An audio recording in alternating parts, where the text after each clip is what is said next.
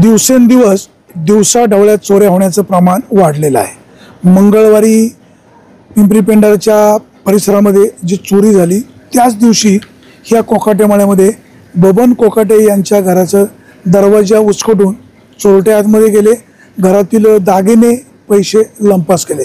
आता दिवसा ढवळ्या जर ही चोरटे मंडळी रेकी करून अशा चोऱ्या करत असेल तर तो दुर्दैव आहे। घरामध्ये कोण नव्हतं, बाजूला कुठेतरी खुरपायला किंवा शेतामध्ये गेले होते। संध्याकाळी 6 वाजता आल्यावर हा प्रकार त्यांच्या निदर्शनामध्ये आला। नेमकं काय घडलं, चोरी किती वाजता झाली, कुठल्या दिवशी झाली, काय काय चोरी गेले, आपला समजून घेण्याचा प्रयत्न आहे। बाबा नमस्कार, तुमचं काय नाव? बबन कोकाटे। हा कुठला माळा? कोकाटे माळा।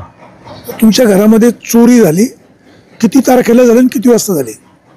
मंगळवारी दुपारी 1:30च्या सुमारास झाली। 1:30च्या सुमारास। इथे काय आजूबाजूला काही कॅमेरे वगैरे? कॅमेरा डाळिंबाच्या बागेमध्ये काय चेक केलं का, चोर कुठून आले कुठून गेले? साहेबांनी चेक केले ती, पण ते कोणाला तपास नाही लागत त्याला। काय काय घरातून काय काय गेलं? सोनं होतं, मंगळसूत्र होतं, माळ होती, अंगठ्या होत्या, 8.5 तोळे होते। 8.5 तोळे दागिने गेले आणि 11,000 रुपये कॅश। पोलीस कंप्लेंट केली? केली। आता मला माफ करा, पण एवढे पैसे, एवढी दागिने, आपण शेतामध्ये राहतो, दागिने बँकेत का नाही ठेवले? दागिने 2 वर्षापूर्वी 2 वर्ष बँकेतच होते। आमचा कार्यक्रम होता इथं पूजाचा, घरभरणीचा, तो आम्ही घरी आणलो होते। घरभरणी कोणाची? आमचीच होती या घराची। कधी घरभरणी झाली? 3-4 महिने झाले। 3-4 महिने? मग तसं ते इथंच राहिलं, नाही ते 2 वर्ष नारगावला बँकेमध्ये होतं। दागिने तुमच्या सुनबाईचे का तुमच्या मिसेसचे? मंडळीचे होते, माळ होती, बाकी सुनबाईची होती, मुलाची अंगठ्या होत्या, चैन होती। सुनबाई कुठे गेले होते? सुनबाई शेतामध्ये गेली होती। मिसेस पुण्याला, मी पुण्याला गेलो त्या दिवशी सकाळी। पुण्याला कोण असतं? मुलगा असतो ना बात सुनबाई। किती मुलं आहेत तुम्हाला? 2 मुलं। पुण्याला कुठे सर्व्हिसला? MRA कंपनी, गोळ्या औषधाच्या कंपनी प्रतिनिधी। हा। आता इथे चोरट्यांनी काय, म्हणजे याला कुलूप असेल ना, कुलूप तेव्हा सुनबाई कुठे गेल्या? शेतामध्ये गेलते ना कुलूप लावून। याला कुलूप होतं, त्या दरवाजाला कुलूप होतं। मग याचा काय कोंडे तोडला? हा, इथे आपण पाहतोय हा कोंड्या कटरने तोडला, चोरटे आतमध्ये प्रवेश करून आतमध्ये गेले। विशेष म्हणजे जे पिंपरी पेंढारला जी चोरी झाली त्या मळ्यामध्ये, तिथं असणारे चोर, इथं आलेले चोर, आणि येडगाव धरणाजवळ जी चोरी झाली, ही एकाच दिवशी 1-1.5 तासाच्या फरकामध्ये झालेल्या चोरी आहे। कदाचित ते चोरटे असावेत, पोलीस त्याचा शोध घेतील। शेतकऱ्यांनी काय करायचं, शेतामध्ये राहायचं, दिवसभर काबाड कष्ट करायचं। आता कुलूप लावणं, शेतात जाणं दुसरा पर्याय नाही। दागिने एवढे का ठेवले, प्रश्न पडणं साहजिक आहे, प्रश्न विचारणं साहजिक आहे, परंतु महिला असतात, थोडंसं नटणं मुरडणं हे महिलांचं असतंच एक रुटीन विषय। महत्त्वाचं म्हणजे 3 महिन्यापूर्वी त्यांची वास्तुशांती झाली म्हणून दागिने त्यांनी घरी आणले होते। आता दुर्दैव असं की चोरटे आतमध्ये येतात काय, दरवाजा तोडतात काय, आतले दरवाजे तोडतात काय, कपाटचं लॉक तोडतात, त्यातले 8.5 तोळे वजनाचे दागिने लंपास करतात। शेतकऱ्याला संध्याकाळी बिबट्याची भीती, दिवसा ह्या चोरट्यांची भीती, दिवसासुद्धा बिबट्याची भीती आहेच। पोलीस प्रशासनाने या संदर्भामध्ये दक्ष राहण्याची गरज आहे। यापूर्वी अशा प्रकारच्या काही चोऱ्या झाल्या असतील, त्या उघड झाल्या असतील, संबंधित विभागाने त्या चोरांचा याच्यामध्ये काही सहभाग आहे का, किंवा इथं रेकी करण्यामध्ये आजूबाजूचे काही कॅमेरे आहेत का, याच्यात कोणाचा सहभाग आहे का, तेही पाहणं गरजेचं आहे। लोकांमध्ये भीती कमी करणं आवश्यक आहे। त्याचबरोबर ग्राम सुरक्षा दल स्थापन करून काय काय उपाययोजना करता येईल हेही पाहणं तितकंच गरजेचं आहे। आपण जरा घरामध्ये जाऊया। इथे सुद्धा आता आतमध्ये अजून एक दरवाजा आहे। आता इथं आपण पाहतोय, बाहेरचा दरवाजा पाहिला, इथे एक दरवाजा आहे, इथला सुद्धा कोंड्या तोडला होता। हा कोंड्या त्यांनी परत नंतर बदललेला आहे आणि पुन्हा दरवाजा त्यांनी करेक्ट केलेला आहे। आतमध्ये त्यांचं इकडे बेडरूम आहे किंवा स्वतंत्र खोली आहे। बबन कोकाटे यांचं हे घर, या आतमध्ये कपाट आहे, याच कपाटामध्ये ते दागिने होते, दागिने असतील, पैसे असतील। आता ह्या कपाटाला इथे कुलूप होतं. हे कुलूप चोरट्यांनी तोडलं. तोडल्यानंतर आतमध्ये सुद्धा काही वेगवेगळे लॉकर्स आहेत, त्यातले दागिने काढले आणि चोरटे चोरी करून पळून गेले. ताई मला सांगा, ह्या कपाटामध्ये तुम्ही दागिने ठेवले, इथं आजूबाजूला कोणाला माहित होतं? नाही, आजूबाजूला नव्हतं माहित कोणाला. इथं याच्या पूर्वी कोणी आलं किंवा कोणी असं भांडी विकणारा किंवा एखादी महिला, कोणाला आतमध्ये घेतलंच नव्हतं इथे. कोणाचा काही संशय वगैरे? नाही, संशय वगैरे. कुठल्या दिवशी चोरी झाली? 24 तारखेला मंगळवारी. साधारण किती वाजता, काय माहिती आयडिया? आयडिया नक्की नाही, पण 1:30-1:45 सुमारास. तर ही वेळ तुम्ही कशी निवडली? तुम्हाला कसं कळलं? तुम्ही सीसीटीव्ही कॅमेरा चेक केला ना, त्या टायमिंग दाखवलेला इथं 1:45. चोरटे त्या कॅमेऱ्यामध्ये दिसत आहेत? हो दिसतात ते, पण चेहरे नाही कळत त्यांचे. किती जण होते? 3 जण होते. अच्छा, म्हणजे येडगावला जे चोर आले तेच तिकडे पिंपरी पेंढरला गेले, बहुतेक तेच इकडे असावेत. हो 3 जण होते. त्यांनी कपडा, एकाचा काळा कपडा होता, मध्ये बसलेला त्याचा सफेद रुमाल होता आणि पुढच्याला काहीच नव्हतं. किती रुपयाचे दागिने गेले, काय काय होतं? 8.5 तोळे दागिने होते. 8.5? काय काय वस्तू, काय? वस्तू मंगळसूत्र होतं, आईंची माळ होती, 3 अंगठ्या, बाळाची 1 अंगठी होती, चैन होती आणि त्याची कानातली बाळी होती छोटीशी.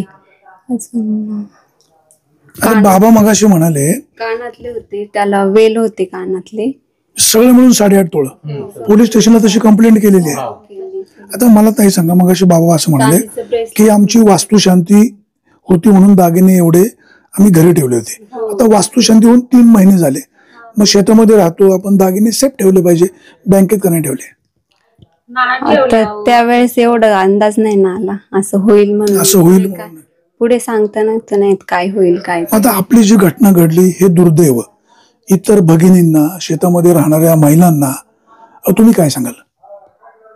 कशी काळजी घ्यावी? काळजी घ्यावी, मावशी, असं करावं नाही का तुम्ही पण. आम्ही केली गलती, तुम्ही करू नका का, असं सावधगिरीने राहा. किंवा आता घरामध्ये आमच्याकडून झाली चूक, पण तुमच्याकडून होऊन देऊ नका. तुम्ही काळजी घ्या ना, कपाटात लॉकर मध्ये ठेवू नका, बँकेने ठेवून द्या, असं सांगू आम्ही. पोलीस काय म्हणाले? पोलीस पण असेच बोलले, ताई तुम्ही कसं काय एवढे घरात ठेवले. म्हणलं असं असं कार्यक्रम होते आमचे म्हणून आणले, ठेवू म्हणून आम्ही ठेवलेच नाही की किंवा काही. पण आपल्याला महिलांना वाटतं का कुठं काय असलं, आता वट पौर्णिमा झाली, महिलांना वाटतं डाग घेऊन घालावा, मग वड पूजायला जावा, चांगलं सजावा, नटावा, मेकअप करावा, हे हिशोबाने आम्ही नाही ठेवले.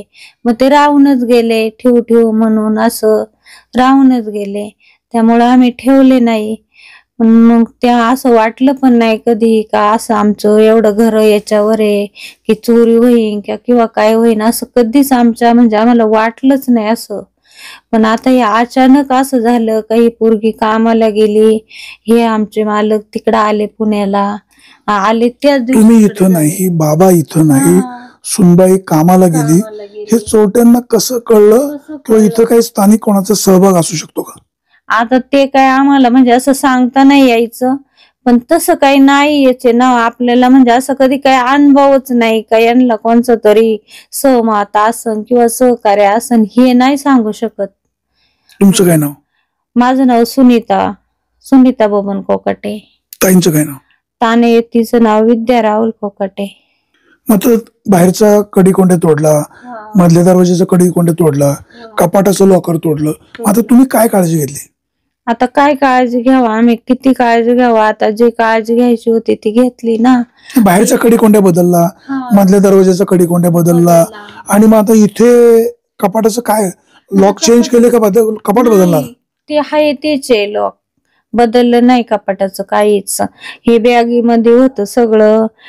मुलाच्या माझ्या 2 अंगठ्या होत्या, छोट्या मुलाची 1 अंगठी होती, सुनबाईची 1 अंगठी होती, तिच्या कानात आत्ताच आम्ही नवीन बनवलेलं कानातले कुड्या किंवा वेल ते होतं, मंगळसूत्र होतं तिचं, आणि बाळाचं असं छोटे मोठे डाग होतं आमच्या छोट्या बाळाचं. काही एवढं लगेच छोटे मोठे आम्हाला वाटलं नाही की लगेच असं बँकेत नेऊन टाकावं. पैसे किती होते? पैसे 11,000 रुपये होते त्या कपाटात होते तिकडच्या. ते म्हणजे 8.5 तोळे दागिने आणि 11,500 रुपये कॅश होते, एवढं होतं. त्यांनी पार तोडफोड केली सगळीकडे. असं मी तर नव्हते बघायला, पण आजूबाजूच्या माणसांनी ही पोरगी संध्याकाळी कामावरून आली, ती घाबरून गेली. तिला कोणाला फोन करावा हे काही सुसानी, कोणच्या संग बोलावं हे सुसानी. की बायांबरोबर आली शेतातल्या, त्यांनाच थांबा थांबा म्हणली. मग ती घरात पण नाही आली एकटी. मग त्या बायांना घेऊन आले, त्यांनी थोडासा तिला आधार दिला. मग लोक गोळा झाले. मग ते लोकांनीच आम्हाला तिकडं फोन केले. मग आम्ही संध्याकाळच्या आलो इकडं. आणि मोठा मुलगा पण असं, तो पण कामाला गेलेला. अतिशय काबाड कष्टानं मेहनतीने काबाड कष्टाने, मिळवले दागिने लई आज गेले. कष्टाने दादा केलेले. आणि पार कधी ऊन नाही म्हटले, कधी ताण नाही म्हटले, कधी कंटाळा नाही केला. की घरचं काम करून आम्ही लोकांच्या कामावर जायचं, कारण आम्हाला तसं पर्यायच नाहीये. का काम केलंच पाहिजे, तसं पोट भरणार नाही. बारीक बारीक पोरं होती, तसं त्यांनी लई काबाड कष्ट करून एवढे डाग, एक एक डाग करून ठेवलेला की आपल्याला कधी वेळ आली तर काम येईल. मोठ्या मुलाचा ऍक्सिडेंट झालेला आहे लॉकडाऊन मध्ये, त्याला काही काम नव्हतं करता येत. पण आता त्याच्या देवाच्या दयाने त्याची नोकरी त्याला भेटली, तिथं ऑफिस मध्ये बसायला. मग अजून त्याचा महिना पण नाही झाला त्याला कामाला गेलेला. त्याला एक मुलगा आहे छोटा, आणि ही पोरगी आहे. मग हे 3-4 जण इथं गावाला असतात, आणि मी बारक्या मुलाला तिकडं, मुलगा आहे पुण्याला, त्याला सांभाळायला असते पोराला तिकडं. तर सुनबाई त्या दिवशी स्वतःच्या शेतामध्ये गेलते का दुसरीकडे नाही, कामाला? दुसरीच्या शेतात गेलती. स्वतःच्या शेतात नाही, दुसरीच्या शेतात गेली होती. त्याच बायकांबरोबर घरी आली. आल्याच्या नंतर ती घाबरून गेली. तिला काय बोलावं किंवा कोणाला काय म्हणावं ते कळलंच नाही तिला. मग त्या बायांनी अशी पोरं होती या पोरांसारखी, मग त्यांना म्हणली घरात जाऊन बघा बरं काय नक्की काय, दरवाजे सगळं खुलले. ती चावी काढी ती का माझ्याकडे चावी लॉक कशी काय खोलली. म्हणून मग ते पोरं आली बघायला, म्हणले सगळं चोरी झाली असणार, कारण कपाटे बिपाट सगळे इथं वस्ती किती?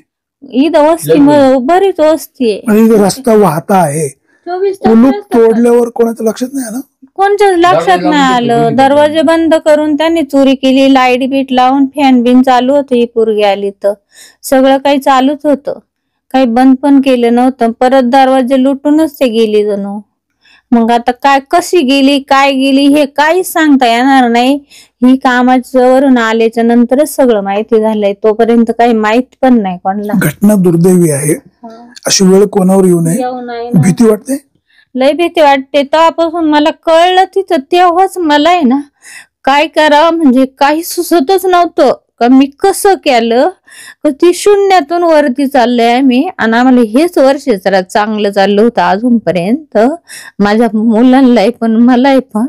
कारण लय गरिबी दिवस काढलं माझ्या मुलांनी, काम करून शाळा शिकले, नोकरीला पण लागले, किंवा आम्हाला त्यांना लय शिकवायला आमच्याकडं पैसा पण नव्हता. आम्ही शेतीच काम करून करून लोकांची शेत बीत करूनच पोट भरले अजूनपर्यंत. आता आम्ही सगळी शेत बीत लोकांची सोडून दिली, काय आमच्या शेतात पिकन तेवढे पिकन तेवढंच आम्ही करतो. आणि तो मुलगा तिकडं यामार येतो, आणि हा मुलगा पण माझा कामालाच होता, पण ऍक्सिडेंट झाल्यामुळं त्याला काही काम नाही करता येत. त्याच्या खूप हा फ्रॅक्चर झालेला आहे, पूर्ण 2 वेळा ऑपरेशन झाल्यात त्याची. त्यामुळं त्याला आता ते हलकं काम भेटलंय ऑफिस मध्ये, म्हणून तो तिथं आता जातोय. त्याचा छोटा मुलगा आहे, आता 2रीला आहे ह्या मुलाचा, आणि त्या मुलाचा पण छोटाच मुलगा आहे. म्हणून मी त्याला सांभाळायला आता तिकडं असते. आणि आम्ही लय कष्ट करूनच आता शून्यातून वरती चाललंय. आणि मला वाटायचं का माझा आता मोठा मुलगा पण आता चांगल्या कामाला लागलाय, त्याच्या पोटापुरतं तो कमावणार, म्हणून माझी काळजी जरा दूर झाली होती. पण आता पुन्हा मला काळजी चालू झाली. मग जमीन किती? जमीन लय थोडी, आम्हाला 1 एकर जमीन आहे फक्त, ती पण पूर्णपणे पाण्याखाली भिजत नाही. अर्धी तर खडकाची ती पडूनच असते, किंवा जास्त कमी पाऊस झाला तर ते पण उपळून आमचं सगळं जातं. त्यामुळं जेवढं पिकन तेवढ्यातच आम्ही समाधान मानतो. नाही पिकलं तर शेवटी इकत घेऊन खातो. मग आम्हाला कवड कष्ट करण्याचे, लोकांच्या रोज भाकर बांधून लोकांच्या कामावर जाण्याचे. तेव्हा सुनबाई माई रोज कामाला जात असती बायांबरोबर शेतामध्ये लोकांच्या इकडं, कारण घरी ती कधीच राहत नाही. आणि पोरग आहे ते छोट पोरग आहे, त्याला बस लावलेली नाही, त्याला बस नव्हती संध्याकाळची, तर ती गाडीवर लवकर कामावरून थोडी येऊन त्याला आणायला जायची वडगावला. त्या मुलाला घेऊन येते ती गाडीवर, कारण ह्या मोठ्या मुलाला माझ्या गाडी पण नाही चालवता येत आता, ते ऍक्सिडेंट झाल्यापासून. त्यामुळं आम्हाला लय दुःख झालंय. म्हणजे मला असं वाटतंय का चोरी त्यांनी केली, पण मलाच असं वाटतंय का बाहेर निघून काय करू आणि हा जीव कुठं घालू आणि कसं करू. कारण एक एक क्षण मला आठवतंय, कारण मी लय म्हणजे लय गरिबीत दिवस काढले आणि लय कष्ट केले, कधीच कंटाळा नाही केला कुठल्या कामाचा. आणि माझ्या मोठ्या मुलाने जसं 4 रुपये आले ना, गुंज भरच सोनं, पण त्यांनी तेवढंच घेऊन ठेवलं का नंतर आपल्याला कवा तरी कामाला येईन, तो कामाला जायचा. कारण त्याचे वडील कायम कायम आजारी असायचे, म्हणून आम्ही लई असं शून्यातून वरती चाललोय. पण आता या मुर्द्याने ना फार आमचं सगळं माझ्या लेकराने ना तेवढं ऐकलं असतं ना, तर त्याचं आयुष्यभर त्याने ते बसून खाल्लं असतं, त्याला खपलं नसतं. पण ह्या मेल्याने फार हे केले, तेव्हा ते आमचं आम्हाला मिळावं माझी अशी इच्छा आहे. आणि ह्या मुर्द्यांना फार शिक्षा व्हावं, आणि ते जर भेटले ना तर त्यांना 2 मिनिटं का होईना माझ्या समोर आणावा त्यांनी, अशी माझी विनंती आहे. सगळ्यांना विनंती, पोलिसांना पण. अशी घटना अतिशय दुर्दैवी आहे. अशी वेळ कोणावर येऊ नये. तुमच्या दुःखामध्ये आम्ही सहभागी आहोत. आपण खात्री बाळगू की पोलीस त्या चोरांना शोधतील, त्यांना बेड्या ठोकतील, आपले दागिने सुद्धा लवकर मिळतील. शेतकरी बांधव शेतामध्ये राहतो, काबाड कष्ट करतो, कष्टामधून 2 रुपये वाचवून बचत करून त्यातून सोनं किडूक मिडूक घेतो आणि आपल्या घरामध्ये ठेवतो. आणि अशा प्रकारे जर चोऱ्या होत असतील तर हे दुर्दैव आहे. पोलीस यंत्रणा येणार, पंचनामा करणार, एवढे दागिने घरी ठेवले का ठेवले असं म्हणणार. आमच्यासारखे बातमीदार येणार, आम्ही पण प्रश्न शेवटी तोच विचारणार की बाबा इथे एवढे दागिने घरी का ठेवले, असाही प्रश्न विचारला जातो. परंतु शेतकरी आहे, शेतामध्ये काम करत असताना सणावाराला इकडे येणार, दागिने घरात ठेवणार. मावशी इकडे पण कपाट, इकडचे दागिने गेले का? असे इकडनं पैसे गेले. इथे किती पैसे होते? 11,000 रुपये होते इथं. 11 का 11.5? 11,000. आणि हे पण तोडलंय, काय सगळं तोडून टाकलंय. हे पण परत हे पण तोडून टाकलं, हे पण उघडत नाही, बिघडून टाकलं सगळं. कारण लॉकच नव्हतं इथं, कशालाच लॉक नव्हतं, तरी पण त्यांनी तोडफोड करून टाकली. हे एवढं पण काढून पसारा इकडे टाकलेला, सगळे तोडफोड करून टाकली. असं काय केलं. मग संध्याकाळचे नंतर ते पोलीस आमच्या आधीच आले होते, ते पंचनामा ते करून गेले होते ते. मग त्यांनी सांगितलं असं या मुलीला का आवरून ठेव, मग आवरून ठेवलं. तर लहान मुलं होतं, ते शाळेतून आले होते, घरात पण येत नव्हते, इतकं ते पोरग घाबरलं होतं. रात्री झोपानी पण ते पोर संध्याकाळचं का बाई, ते मला आजी नाही बोलत का बाई बोलत, बाई मी आज झोपणार नाही का रे, तर चोरी येतील मग मला पण पकडून नेतील, म्हणून तुम्ही जाऊ नका पुण्याला. मला म्हणतो तुम्ही जाऊ नका पुण्याला, का ते चोरी येतील आम्हाला पकडून नेतील. आता तू म्हणते ना आपलं त्याने सगळं नेलंय, मग आता काहीच नाही, मग मला पकडल्यावर काय करशील तू, असं ते छोटं पोर पण बोलत. 2रीला पोरग येते आता, लय घाबरून जाते. संध्याकाळचे झोपत पण नाही, झोपलं तरी उठून असं बसते का बाई चोरी येतील असं सारखं बोलत राहतं. म्हणजे इतकं घाबरलेलं. ही पोर पण लय घाबरलेली. नशीब ही पोर घरात नव्हती, नाही तर ह्या पोरीला काय केलं असतं तर काय पाहिलं असतं आम्ही.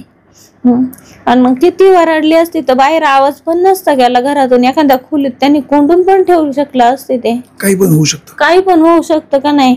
काय केलं असतं, काय बघितलं असतं आम्ही. आपण देहा दुपार असं होते म्हणल्यावर काय करायचं, शेतकऱ्यांनी काम करायचं का नाही करायचं, पोट कसं काय भरवायचं.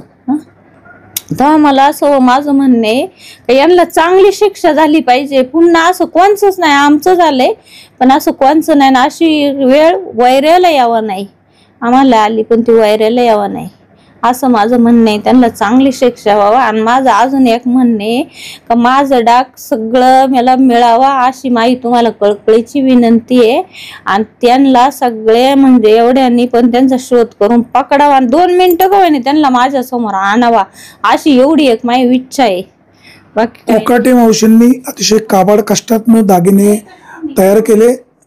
पिंपळवंडीची मळगंगा माता अतिशय जागृत देवस्थान आहे. पोलिसांना या गुन्ह्याचा 100% शोध लागेल आणि या मावशींचे कष्टाचे दागिने हमखास मिळतील याची आपल्याला खात्री आहे. आपले पोलीस सुद्धा अतिशय सतर्क असतात, या गुन्ह्याचा शोध लावतील. शेतकरी बांधव शेतामध्ये काम करत असताना, स्वतःची जमीन कमी असताना दुसरीकडे रोजाने जाणार, तिथं 4 पैसे मिळतील, त्या पैशातनं स्वतःचं कुटुंब चालवणार. उरलेल्या पैशातून काही बाबा सोन्याचे दागिने घेता येतील का असाही त्यांचा प्रयत्न असतो. संध्याकाळी बिबट्याची भीती असते, दिवसा आता अशा प्रकारे चोरट्यांची भीती निर्माण होऊ लागलेली आहे. म्हणजे ग्रामीण भागातील शेतकऱ्यांचं जिणं आता मुश्किल होऊ लागलेलं आहे. आपण इथं पाहतोय, इथं रस्ता डांबरी रस्ता आहे, दररोज शेकडो लोक इथून ये जा करत असतील. बाहेरचं कुलूप तोडलं, ते आतमध्ये गेले, गाडी इथं कुठेतरी लावली असेल, आजूबाजूच्या लोकांच्या त्या का लक्षात आलं नाही, हा एक संशोधनाचा विषय आहे. आता पोलीस याचा सगळा शोध तर घेतीलच. आपल्यासोबत शेतकरी संघटनेचे अध्यक्ष संजयराव भुजबळ आहेत. बरं, तुम्ही आता काय सांगाल? घटना अतिशय वाईट आहे, गरीब कुटुंब आहे, हातावर पोट आहे, दररोज मोल मजुरी करून ते त्यांचं कुटुंब चालवत आहेत. दिवसाढवळ्यात चोरी होते. जर त्या ताई घरी असत्या, चोरट्यांनी जर वेगळं काही घडलं असतं तर मोठा बाका प्रसंग ओढवला असता. तुम्ही काय सांगाल? खरं तर वाणी साहेब, तुम्ही विग्नर टाइमच्या माध्यमातून या ठिकाणी आला. खरं तर तुमचं या जे गोष्टी घडतात कायमस्वरूपी बारकाईने लक्ष असतं. परवाची सुद्धा याच दिवसाची घटना गटवाडीमध्ये घडली. खरं तर वारंवार ह्या सगळ्या लोकप्रबोधन करण्याचं काम निश्चितपणाने तुमच्याकडून होतंय. तुम्हाला धन्यवाद आहे. खरं तर ही दुर्दैवाची गोष्ट आहे आणि शेतकऱ्याच्या प्रति निश्चितपणाने घातक गोष्ट आहे. काबाड कष्ट करून या अगदी लहान मुलाला चिमटा घेऊन सुद्धा, पोटाला चिमटा घेऊन 1-1 रुपया 2-2 रुपये ही सगळी मंडळी जमावतात. आणि ह्या माता माऊलींचं जे स्वप्न असतं, बाबा मला डाग केला पाहिजे, अमुक केला पाहिजे, ह्या अनुषंगाने लग्न झाल्यापासून ही जी आज तक त्याची व्यथा आपण ऐकली. खरं तर यांनी अतिशय मुश्किलीने मोलमजुरी करून त्यांनी सोनं नाणं जमा करून ठेवलेलं होतं. खरं तर मध्यंतरी एक त्यांच्या घरामध्ये कार्यक्रम होता, त्या निमित्ताने त्यांनी आणलं होतं. खरं तर सुरक्षितता ही सांभाळली पाहिजे, निश्चितपणाने गरजेची गोष्ट आहे. दागदागिने त्याच्यापेक्षा आपल्याही जीवितास या गोष्टीतून धोका होऊ शकतो. खरं तर हा रेकी करून माझ्या मते हा प्रकार झालेला असावा. आता आपला पुणे नाशिक हायवे चालू झाल्यानंतर इकडनं टोल वसुली होते आणि टोल चुकवण्याच्या निमित्ताने बरीचशी लोकांची वर्दळ या रस्त्याला आता मोठ्या स्वरूपाची झालेली आहे आणि रस्ता पण अतिशय छान आहे. त्या निमित्ताने लोक जातात येतात. हा रिकीचाच प्रकार असू शकतो असं माझं प्राथमिक मत आहे. परंतु ही घटना निश्चितपणाने दुर्दैव आहे.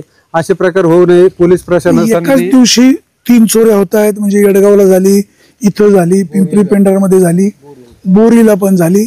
काय असू शकतं याच्यामध्ये? स्थानिक लोकांचा काही सहभाग असू शकतो का? किंवा यापूर्वी ह्या लोकांनी पाळत ठेवून सर्वे करून अशा प्रकारचा डल्ला मारला असेल? वाणी साहेब, ते आता तिन्ही ठिकाणच्या चोऱ्यांमध्ये आपण जर पाहिलं तर एकाच मोटरसायकल आहे आणि एकाच कंपनीची प्राथमिक दर्शनानुसार लक्षात येते आणि 3 मुलं आहेत.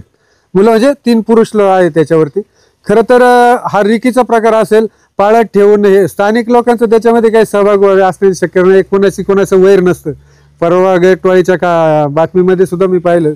आणि खरं तर मी आपल्या माध्यमातून सर्व माता भगिनींना, महिलांना आणि सर्व शेतकऱ्यांना आवाहन करेल की आपापल्या जवळचे दागदागिने कृपया आपण, आता परिस्थिती फार हलकीची आहे. सध्या 2-3 वर्षामध्ये शेतीची अतिशय दुर्भिक्ष अशी अवस्था झालेली आहे. म्हणजे ऊन, वारा, पाऊस, थंडी ही सगळ्या गोष्टींना आपल्याला सामोरं जायला लागतं. शेतीचे बाजारभाव, मग आपल्याकडे असलेली तुटपुंजी जी जमा आहे ती आपण काटकसर करून कुठेतरी चांगल्या पद्धतीने जतन केली पाहिजे असं माझं मत आहे. त्या निश्चितप्रमाणे आपण एखाद्या संस्थेमध्ये, एखाद्या बँकेमध्ये आपलं सोनं नाणं, आपले पैसा अडकत त्या ठिकाणी ठेवून गरजेपुरताच आपल्याजवळ ठेवा अशी मी आपल्या माध्यमातून सगळ्यांना विनंती करतो. 24 तारखेला येडगावला, इथं या मळ्यामध्ये, त्याचबरोबर बोरीला एकाच दिवशी चोरी होते. 3ही चोर एकाच स्टाईलने येतात. म्हणजे दुचाकी वाहन, नंबर प्लेट नसलेली गाडी, आणि याच्यामध्ये रेकी करून चोरी होते का अशा प्रकारचा संशय निश्चित आहे. शेतकरी बांधव दिवसभर कष्ट करतो, रात्री आराम करण्याची वेळ तर बिबट्याची पण भीती असते. पोलीस यंत्रणेने सतर्क राहण्याची गरज आहे. त्याचबरोबर गाव पातळीवर जे काही आपण समित्या स्थापन करतो, ग्राम समित्या, सुरक्षा समित्या, त्यांना अलर्ट करण्याची गरज आहे. जर अशा घटना वाढत राहिल्या तर लोकांनी संध्याकाळी बिबट्याचं भीतीनं राहायचं का दिवसा अशा होणाऱ्या चोऱ्यांचं लक्ष ठेवायचं? शेतकरी आहे, शेतामध्ये जावं लागणार, काम करावं लागणार, दिवसभर कष्ट केलं तर 4 पैसे मिळणार आणि आपलं कुटुंब चालणार. पोलिसांना नम्र विनंती आहे, हे कोण चोर आहेत ते शोधा. म्हातारे मेल्याचं दुःख नाही, काळ सोकावता कामा नये. खाकी वर्दीने जर याचा शोध लावला नाही तर तुमच्यावरचा विश्वास उडेल. माय भगिनींना, माऊली मातांना आपली विनंती आहे, ठीक आहे, तर दागिने आपण घालतो, घरात ठेवतो, ठेवले पाहिजे, परंतु अशी परिस्थिती पाहता अंगावर नकली दागिने घाला. सोन्याचे दागिने, पैसे बँकेमध्ये ठेवा.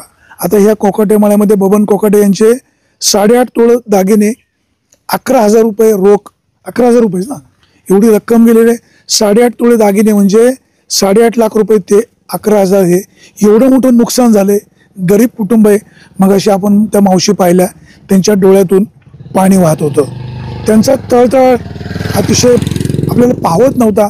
त्यांच्या भावना आपण पाहिलेल्या आहेत. खाकी वर्दी याचा शोध लावील आणि या कुटुंबांना न्याय देईल आणि अशा प्रकारचे जे चोरटे आहेत त्यांना खडी फोडायला लावील अशीच अपेक्षा. सुरेश वाणी, विघ्नर टाइम्स, पिंपळवंडी. महिलांसाठी सुवर्णसंधी. LIC विमा सखी बनून प्रति महिना 50,000 रुपये कमवा. आमचा पत्ता Dharmaraj plaza, office number 8, PDCC bank शेजारी, नारायणगाव. धन्यवाद.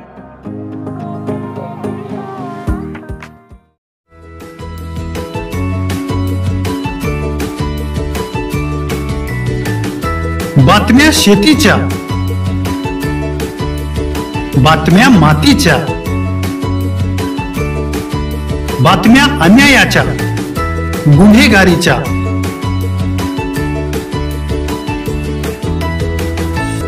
राजकारणाच्या आणि समाजकारणाच्या, शोषणाविरुद्ध बुलंद आवाज, जनसामान्यांच्या हुंकाराची गाज, सत्कार्याला प्रोत्साहन, दुष्कृत्याला अनुशासन, निर्भीड, निस्पृह, सडेतोड, बेधडक आणि रोखठोक म्हणजेच विघ्नहर टाइम्स. शोध बातमीचा, ध्यास सत्याचा. आपलं चॅनल, आपली बातमी. सबस्क्राईब तर कराच, पण बेल आयकॉनवर क्लिक करायलाही विसरू नका.